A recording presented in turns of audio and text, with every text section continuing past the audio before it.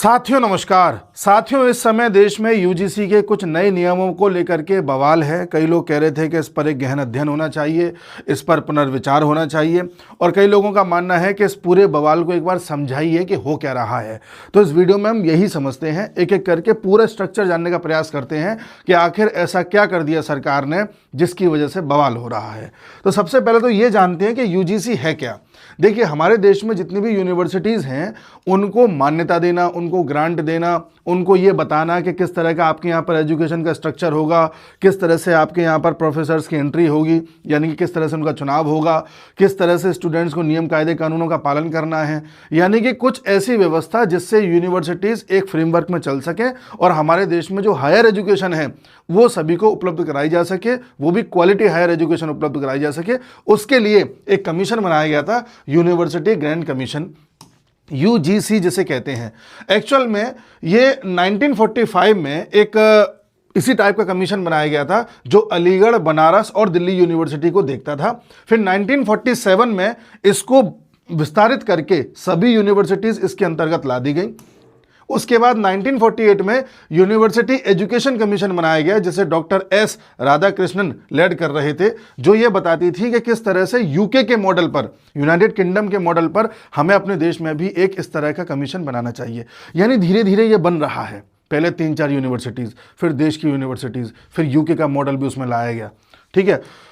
उसके बाद 1952 में हमारी गवर्नमेंट ने यूनिवर्सिटी ग्रांट कमीशन को तैयार किया और सभी सेंट्रल यूनिवर्सिटीज और हायर एजुकेशन इंस्टीट्यूट्स इसके अंतर्गत आए। फिर इनॉग्रेट किया गया हमारे मौलाना अबू कलाम आजाद द्वारा 1953 में, और इसे स्टैच्यूरी बॉडी बना दिया गया 1956 में। यानी कि ये एक स्टैच्यूरी बॉडी है, जैसे कॉन्स्टिट्यूशनल बॉडी होती है जो संविधान में दर्ज होता है जिसके बारे में, ये स्टैच्यूरी होती है जो किसी एक्ट के जरिए लाई जाती है। तो 1956 में ये स्टैच्यूरी बॉडी बनकर के तैयार हो गई। ये बात आपको पता होनी चाहिए। अब आगे बढ़ते हैं। इसका हेडक्वार्टर कहाँ है? नई दिल्ली में है। अब ऐसा क्या हो गया कि जिसकी वजह से बवाल हो गया है? ऐसे कौन से नए इसने नियम ला दिए हैं, उस पर बात करते हैं। तो देखिए, हमारे शिक्षा मंत्री हैं धर्मेंद्र प्रधान, इनके संज्ञान में भी ये बात है कि किस तरह से हमारी यूनिवर्सिटीज़ में अलग अलग प्रकार से भेदभाव होते हैं बच्चों के साथ। किसी के साथ रिलीजन के बेस पर, किसी के साथ कास्ट के बेस पर, किसी के साथ रंग के भेद पर। इन अलग अलग भेदभावों पर लंबे समय से सरकार भी चर्चा कर रही थी। मतलब मोदी सरकार नहीं, पुरानी सरकार है, 1990 में भी चर्चाएं हुई हैं। सरकारें चर्चाएं कर रही थी, कमिटीज़ बन रही थी, और ये भी देखा गया कि केसेस लगातार होते रहे। पहले रैगिंग होती थी, फिर अब रैगिंग काफ़ी हद तक बंद हो गई है। इस तरह का डिस्क्रिमिनेशन अभी भी चलता रहा, और 2016 में हमने देखा कि रोहित वेमुला का एक केस हुआ था जिसमें बताया गया कि उस छात्र ने अपनी आत्महत्या कर ली क्योंकि उसके साथ इस तरह का एक कास्ट बेस्ड डिस्क्रिमिनेशन हो रहा था। बाद में पाया गया कि वो झूठा केस था, वो असली वजह नहीं थी, तो हम उस सब में नहीं जाएंगे। ऐसा ही एक केस हुआ था 2019 में पायल तड़वी के साथ, जो मुंबई में डॉक्टरी की पढ़ाई कर रही थी। बताया गया कि उसकी जो बाकी 3 सहेलियां हैं उन्होंने कास्ट बेस्ड डिस्क्रिमिनेशन उसके साथ किया है, इसलिए उसने भी सुसाइड कर लिया। तो ऐसे 2 बड़े जब केस हो गए तो हमारे देश में आवाज़ें ज़ोर से उठने लगी कि भाई इस तरह से कॉलेजेस में अगर डिस्क्रिमिनेशन होगा तो कैसे काम चलेगा। फिर इंदिरा जयसिंह हैं, ये इन्होंने भी एक पिटीशन डाली कोर्ट में, और इन्होंने कहा कि कोर्ट को संज्ञान लेना चाहिए। 2019 के बाद से, ध्यान से सुनना, असली मुद्दा अब स्टार्ट हो रहा है। 2019 के बाद से सुप्रीम कोर्ट ने इस मुद्दे को तेजी से सुनना स्टार्ट किया, और सुप्रीम कोर्ट ने यूजीसी से कहा कि भाई आप कुछ ऐसे नियम कायदे कानून बनाओ। यूजीसी, आप ही सब यूनिवर्सिटीज के लिए नियम कायदे कानून बनाते हो, ऐसे नियम कायदे कानून बनाओ जिससे कि डिस्क्रिमिनेशन ना हो सके। यूजीसी ने कहा ठीक है, हम बनाते हैं। यूजीसी ये ड्राफ्ट बनाती रही। इस ड्राफ्ट को बनाने के बाद 2025 में दिखाया गया सुप्रीम कोर्ट को, फरवरी में दिखाया गया, अप्रैल में अप्रूवल मिला, और इस साल 15 जनवरी से इन नियमों को लागू कर दिया गया। कई लोगों का कहना है कि अरे सरकार को तो पता ही नहीं था, सरकार हर चीज़ पर ध्यान थोड़ी देगी। तो अगर सरकार को पता नहीं था या सरकार के टॉप लेवल के नेताओं को पता नहीं था तो सरकार कर क्या रही थी? और सरकार अगर ध्यान नहीं दे रही थी तो बहुत बड़ी चूक है सरकार से। और अगर सरकार अभी भी इसको रोकने में कुछ काम नहीं कर रही है या किसी प्रकार से कोई संज्ञान नहीं ले रही है, तब भी बड़ी चूक है।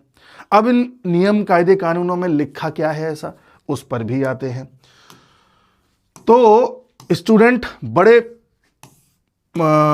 स्तर पर इसका विरोध कर रहे हैं कि भाई इन नियमों को हटाया जाए, इन रूल्स को हटाया जाए, और ये सरकार के गले की जो है एक तरीके से फांस बन गए कि ना निगल पा रहे हैं ना उगल पा रहे हैं। किस तरह के नियम हैं ये भी देख लेते हैं। देखिए, नियम ये कहते हैं, अच्छा नियमों का नाम है एंटी डिस्क्रिमिनेशन रूल्स, ठीक है, भेदभाव नहीं होगा, इस तरह के नियम कायदे कानून। ये कह रहे हैं कि जो ब्रॉड कवरेज है कि कास्ट बेस्ड डिस्क्रिमिनेशन जो होता है वो अब हम नहीं होने देंगे यूनिवर्सिटी या कॉलेजेस में। किसके साथ होता है? SC, ST, OBC, इन सब के साथ जो होता है वो नहीं होने देंगे। अब इनको तो आपने चलिए बचा लिया, फिर इनके अलावा कौन बचा यूनिवर्सिटी में या कॉलेज में? जो जनरल कैटेगरी के होते हैं। अब जनरल कैटेगरी के पूरे कॉलेज में या यूनिवर्सिटी में ज़्यादा से ज़्यादा 10-12% लोग होंगे, यानी अब 90% लोग उन 10% लोगों पर भारी पड़ने वाले हैं। अगर वो 10% मतलब जिन पर भारी पड़ रहे हैं वो लड़का होना चाहिए और जनरल कैटेगरी का होना चाहिए। इसी बात पर बवाल हो रहा है कि वो 10% क्यों सहें, कितना सहें, कब तक सहें। वैसे तो कोई ऊंची और नीची जाति नहीं होती है, सब बराबरी है, सबको यही मानना चाहिए। लेकिन बताया ये जाता है कि अब तक ये सो कॉल्ड उच्च जाति के लोग अपना वोट बैंक तैयार कर ही नहीं पाए, इसलिए सरकार भी अब इनके बारे में परवाह नहीं करती है। बाकी कहीं भी चले जाओ आपको वोट बैंक मिल जाएगा। मुसलमानों का अलग वोट बैंक है, दलितों का अलग वोट बैंक है, किसी का कुछ है, ऐसे करके बताया जाता है। ये जो सो कॉल्ड जनरल कैटेगरी सवर्ण जाति के लोग हैं, इनका तो कोई वोट बैंक ही नहीं है, तो सरकार इनकी परवाह क्यों करे? इस तरह से बात करी जाती है। ठीक है साहब। और देखिए, पॉलिटिक्स है, कोई भी सरकार हो, कोई भी पार्टी हो, वो वोट बैंक को भी ध्यान में रखते हैं, वोट बैंक को भी ध्यान में रखते हैं। वोट बैंक में दम हो तो सरकार कुछ भी करने को तैयार है। तो साहब इसमें क्या बोला गया है कि अगर किसी के साथ caste, religion, race, gender, place of birth और डिसेबिलिटी के उस पर किसी तरह का कोई भेदभाव किया जा रहा है तो उसको शामिल किया गया है। इसमें इन रूल्स में मान लो किसी लड़के ने कहा कि मेरे साथ भेदभाव हुआ है, तो अब ये लड़का कहां जाए? मान लो मैंने कहा कि मेरे साथ भेदभाव हुआ है, या मैंने किसी पे झूठा आरोप लगा दिया। कोई टॉपर है मेरी क्लास का, मुझे लगता है बार बार टॉप मारता है, मैं सेकंड नंबर पर आ रहा हूं, एक काम करता हूं, इसे यहां से निकलवाता हूं। तो मैंने उस टॉपर, वो जनरल कैटेगरी का था, मैंने उस टॉपर के बारे में कंप्लेंट कर दी। मैंने कहा कॉलेज वालों से कि देखिए मैं उस लड़के से परेशान हूँ, वो बार बार मेरी जाति को लेकर के जाति सूचक शब्दों का प्रयोग कर रहा है और मैं चाहता हूँ कि उसके ऊपर कार्रवाई हो। तो कॉलेज वाले कहेंगे हाँ हम तैयार हैं। कॉलेज में कौन तैयार है? किसके पास जाइएगा? कॉलेज में तैयार है EOC, इक्वल अपॉर्चुनिटी सेंटर। तो ये रूल्स ये कह रहे हैं कि भाई जितने भी हायर एजुकेशन इंस्टीट्यूशंस हैं उनके यहाँ अब इक्वल अपॉर्चुनिटी सेंटर बनेगा जी, और ये बनाएगा एक इक्विटी कमिटी। तो जैसे ही मैं सेंटर के पास जाऊंगा, ये कहेगा ठीक है हम कमेटी बना रहे हैं, ये हमारी कमेटी है, इससे जाकर के बात करो। ये जो इक्विटी कमेटी है ये मेरा केस सुनेगी। अच्छा बताइए क्या हुआ? तो मैं कहूंगा मेरे साथ ऐसा ऐसा हुआ है। फिर इस कमेटी को, अच्छा ये कमेटी भी 24 घंटे के अंदर अंदर मेरा केस सुनेगी, टाइम नहीं है, 24 घंटे के अंदर अंदर सुनेगी। फिर ये कहेगी ठीक है हम पूरी जांच पड़ताल करते हैं। 15 दिन तक ये पूरी जांच पड़ताल करेगी, देखेगी क्या है क्या नहीं है, क्या केस है। अब केस तो क्या है, उसने मेरे से बोला है, मैं बोल दूंगा हाँ वहां बोला है। 10-5 लोगों को इकट्ठा करेगी, देखो भाई ये लगा ऐसा कह रहा है, एक्शन ले लें, देखो भाई ऐसे कह रहा है, हाँ ले लो एक्शन। फिर अगले 7 दिन के अंदर अंदर एक्शन लिया जाएगा उस टॉपर के खिलाफ। मुझे ऐसा लगता है, मैं झूठी कंप्लेंट करिए, उसके खिलाफ लिया जाएगा। और अगर 7 दिन के अंदर अंदर नहीं लिया गया तो एक ओम्बुड्समैन होता है, उसके पास में चला जाऊंगा, वो तुरंत एक्शन ले लेगा। ये व्यवस्था है।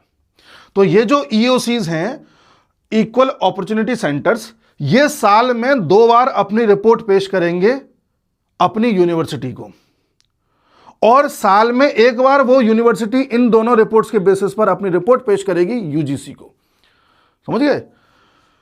ये साल में 2 बार, मेरे केस की नहीं, ओवरऑल सभी केसेस की।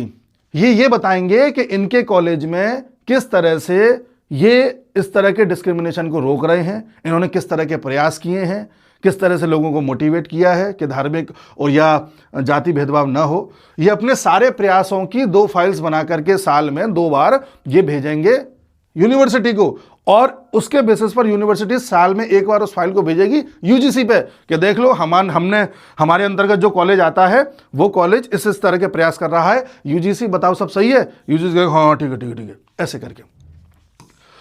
तो देखो, by annual reports while institutions are required to file an annual report, ठीक है जी, on equity related measures to the UGC. Institutions UGC को 1 बार भेजेंगे और ईओसी यूनिवर्सिटी को 2 बार भेजेंगे। जैसे कुछ डीम्ड यूनिवर्सिटी होती है तो वो तो खुद ही कॉलेज हो गया, खुद ही यूनिवर्सिटी हो गई, तो वो तो अपने आप में कर लेंगे, ठीक है जी। अब नेशनल लेवल मॉनिटरिंग मैकेनिज्म भी है, यूजीसी बनाएगा एक नेशनल मॉनिटरिंग कमिटी जिसमें स्टैट्यूटरी बॉडीज होंगी, अलग अलग तरह की सिविल सोसाइटीज होंगी जो कि ये देखेंगी कि यूजीसी किस तरह से इन नियमों का इंप्लीमेंटेशन कर रहा है, किस तरह से कंप्लेंट्स का रिव्यू कर रहा है और किस तरह के प्रिवेंटिव मेजर्स अपनाए जाएं जिससे कि ये भेदभाव खत्म हो। ऐसी जांच बैठी हुई है या बैठने वाली है जिसे अजमल कसाब की जांच हो रही हो, क्या किसी आतंकी की जांच हो रही हो। इसी बात का बवाल है कि आपने किस बेसिस पर ऐसा नियम तैयार होने दिया जो एक पर्टिकुलर समाज के लोगों को बस दबाने के लिए बनाए। कोई भी आदमी जाकर के किसी भी बेसिस पर, मुझे नहीं पसंद आ रहा वो फलाना लड़का, मैं जाके बोल दूंगा कि ऐसा ऐसा उसने बोला है। कौन सा सबूत मांगने आ रहा है मेरे से? कोई जब बोलता है, उसने मुझे व्हाट्सएप मैसेज थोड़ी किया जो मैं सबूत के तौर पे दिखा दूंगा, बोला है उसने, मैं बोल दूंगा। मैं हॉस्टल में रहता हूं, डेली आके शाम को ये मेरे को इस तरह से बोलते हैं, मेरा मजाक उड़ाते हैं। क्या कर लेगा कोई? क्या कर रही थी सरकार? कोई कहेगा अरे तो सुप्रीम कोर्ट के कहने पर तैयार किए हैं यूजीसी ने। अरे सुप्रीम कोर्ट के कहने पर तैयार किए हैं, इसी सुप्रीम कोर्ट ने 2018 में यह कहा था कि जो SC/ST एक्ट है उसमें बदलाव होना चाहिए और एकदम से उठाकर के जेल में नहीं डाल देना चाहिए। सरकार ने कहा नहीं नहीं नहीं, सुप्रीम कोर्ट के इन नियमों पर हम तुरंत एकदम बदलाव लेकर के आते हैं, और सुप्रीम कोर्ट के फैसले को पलटते हुए सरकार ने उस नियम को और ज्यादा मजबूत बना दिया था। उस एक्ट को, SC/ST एक्ट को जितना मजबूत हो पहले नहीं था, उससे भी ज्यादा खतरनाक बना दिया बाद में। क्या कीजिएगा फिर आप? जब सरकार उस वक्त सुप्रीम कोर्ट के फैसले को बदल सकती थी तो यहां भी तो बदल सकती है। और यहां तो सुप्रीम कोर्ट ने यूजीसी से कहा है, वो बात अलग है, यूजीसी ने फिर सुप्रीम कोर्ट से कहा कि भाई हमने तैयार कर दिया, बताओ जारी कर दें, ठीक है कर दो। इसी तरह से याद करिए, राजीव गांधी ने शाहबानो केस में किस तरह से सुप्रीम कोर्ट के फैसले को बदलते हुए मुसलमानों को खुश किया था। यहां मुसलमानों को खुश किया जा रहा है, अन्य जातियों को खुश किया जा रहा है। यूपी में आ जाइए, अखिलेश यादव यादवों को खुश कर रहे हैं। बिहार में चले जाओ, लालू प्रसाद यादव जो है यादवों को खुश कर रहे हैं। कहीं पर चले जाओ तो वो किसी और समाज को खुश कर रहे हैं। लेकिन ये जो सो कॉल्ड जनरल कैटेगरी है, इनको पूछने वाला कोई नहीं है। गलती इस जनरल कैटेगरी की भी है कि इसने कभी अपने आप को वोट बैंक के रूप में तैयारी नहीं किया, हमेशा बिखरे बिखरे से रहे। अब जनरल कैटेगरी वाले ये कहें मेरे से कि साहब आप तो इस तरह से बोल रहे हैं, बिल्कुल बोल रहे हैं। 70 साल से आप एक वोट बैंक के रूप में क्यों तैयार नहीं हो पाए? क्यों कोई पार्टी आकर के आपको खुश करना नहीं चाहती? कोई जाकर के मुसलमानों को खुश करना चाहता है, कोई दलितों को खुश करना चाहता है, कोई यादवों को खुश करना चाहता है। इसलिए फिर यह है, सरकार ऐसा कर रही है।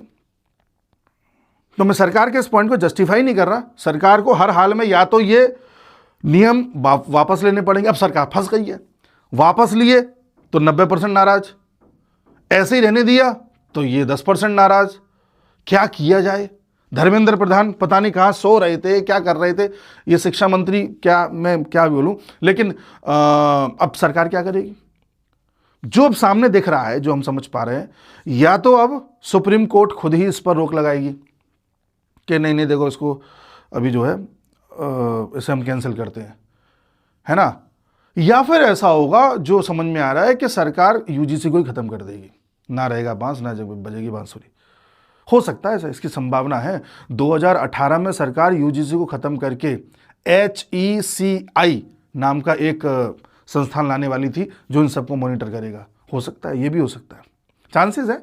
मेरे को कोई सरकार की जानकारी नहीं है, एक ऑब्जर्वेशन बता रहा हूं कि ऐसी स्थिति में पॉलिटिकल पार्टीज क्या करती हैं। अब आप कहेंगे कि ये अचानक से ही कास्ट के बारे में याद आया यूजीसी को, इससे पहले याद नहीं आया? आया था, इससे पहले भी याद आया था। केसेस हमेशा से होते आए हैं। तो देखिए रिपोर्ट्स कुछ मैं आपको बता रहा हूं।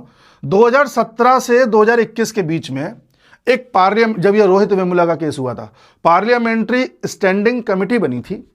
इस कमेटी ने अध्ययन किया और यह माना कि हाँ प्रॉब्लम तो है, कास्ट बेस्ड डिस्क्रिमिनेशन तो होता है। ठीक है साहब, मान लिया। और यह भी माना इस कमेटी ने कि यूजीसी ने जो अभी गाइडलाइन दे रखी, मतलब उस समय, वो गाइडलाइन पुअर है, दमदार नहीं है बिल्कुल भी। और यह भी माना इस कमेटी ने कि कुछ बाइंडिंग रेगुलेशंस लाने होंगे, बाध्यकारी नियम कायदे कानून लाने होंगे, ये माना। ठीक है साहब। यूजीसी ने भी इस दौरान एंटी रैगिंग मॉडल लागू करने का प्रयास किया, क्योंकि एंटी रैगिंग मॉडल काफी हद तक सफल रहा था। तो यूजीसी को लगा हम इसे लागू करते हैं, अगर करेंगे तो कास्ट बेस्ड डिस्क्रिमिनेशन को भी रोक लेंगे। किया, लेकिन उतना ज्यादा सफल नहीं रहा। इसके बाद 2018 से 2020 के बीच कुछ सॉफ्ट गाइडलाइंस लेकर के आया यूजीसी, जो बाइंडिंग नहीं थी, इसलिए इग्नोर कर दी गई। अरे छोड़ो, यूजीसी कह रहा है, कहने दो। इसके बाद फिर न्यू एजुकेशन पॉलिसी आई 2020 में। इसने कोर पिलर तैयार किए अपने, जिनमें एक्सेस टू एजुकेशन था, इक्विटी थी, सहभागिता थी, इंक्लूजन था, सभी को इंक्लूड करना था। यहां से यह बाध्यकारी हो गया कि भाई अब देखो सब में समानता लेकर के आनी है, तो ऐसे नियम लाने पड़ेंगे जो समानता को दर्शाते होंगे। इसीलिए यह पूरा प्रकरण चलता रहा और आज आप देख रहे हैं नतीजा, समानता ज्यादा ही आ गई। अब आप एक बात पूछेंगे कि क्या ये कॉलेजेस में, यूनिवर्सिटीज में लागू हो गया है मॉडल? नहीं हुआ है। ये यूजीसी के नए रूल्स तो आ गए हैं, लेकिन अभी तक इंप्लीमेंट होने के लिए कहीं नहीं गए, और लगता भी नहीं है कि इंप्लीमेंट होंगे। सरकार भांप गई कि अरे बहुत तगड़ा विरोध हो रहा है, और होना भी चाहिए विरोध। दूसरी बात, ये जो पूरा मामला चल रहा है, जो लोग ये समझ रहे हैं कि ये यूपी गवर्नमेंट ने किया है, जो लोग किसी और गवर्नमेंट को दोष दे रहे हैं, तो वो लोग अपना पॉलिटिकल एजेंडा चला रहे हैं कि कैसे भी यूपी गवर्नमेंट को इतना ज़्यादा दोषी दिखा दो, सारा दोष यूपी गवर्नमेंट के माथे मर दो, जिससे अगला चुनाव हार जाए। तो वो पॉलिटिकल एजेंडा चला रहे हैं। असली सच्चाई तो ये है कि ये जो यूजीसी के नए नियम हैं, इनके बारे में सरकार अच्छे से जानती है।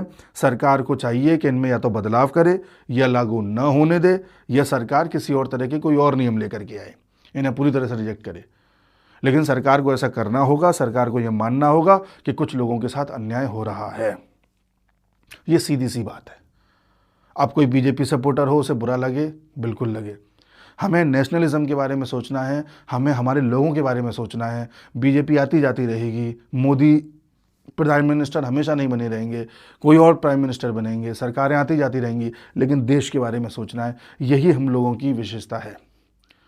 हमें जातिवाद में अभी भी नहीं पड़ना है। मैं इन नियम कायदे कानूनों का विरोध कर रहा हूं, लेकिन फिर भी कह रहा हूं, जाति के एंगल से बिल्कुल ना सोचें, इस देशवासी के एंगल से सोचें। आप जाति और रिलीजन के एंगल से सोचने लग जाएंगे तो फिर वही कट्टरवादी बन जाएंगे। वो नहीं बनना है हमें। तो इसलिए हमें इनके बारे में सरकार को लगातार बताते रहना है, विरोध करते रहना है लगातार। अगर आप एक्स के माध्यम से या किसी तरह से अपने कुछ कंसर्न रखना चाहते हैं, लगातार रखते रहिए, और सरकार को चाहिए कि इसमें बदलाव वो करे। तो ये पूरा एक एनालिसिस है। उम्मीद है आप समझ पाए होंगे कि किस तरह से ये एनालिसिस हुआ है। अच्छा, एक चीज़ और मैं बता दूं, आप कहेंगे कि मान लो कोई कॉलेज इन नियम कायदे कानूनों को न माने या कोई यूनिवर्सिटी न माने, तो क्या होगा? तो ये होगा कि उस यूनिवर्सिटीज़ को जो जो फैसिलिटीज़ यूजीसी से मिलती हैं वो सब रद्द होती चली जाएंगी एक के बाद एक। जैसे वो यूनिवर्सिटी या कॉलेज ऑनलाइन कोर्सेज चलाता है तो अब नहीं चला पाएगा, वो यूनिवर्सिटी या कॉलेज डिग्री कोर्स चलाता है अब नहीं चला पाएगा, इसको जो ग्रांट मिलता है कहीं से वो नहीं मिल पाएगा, मतलब फिर ये बेकारी हो जाएगा। तो सख्त है, ये बहुत ज़्यादा सख्त नियम है, इस पर हमें आवाज़ उठानी है। नमस्कार।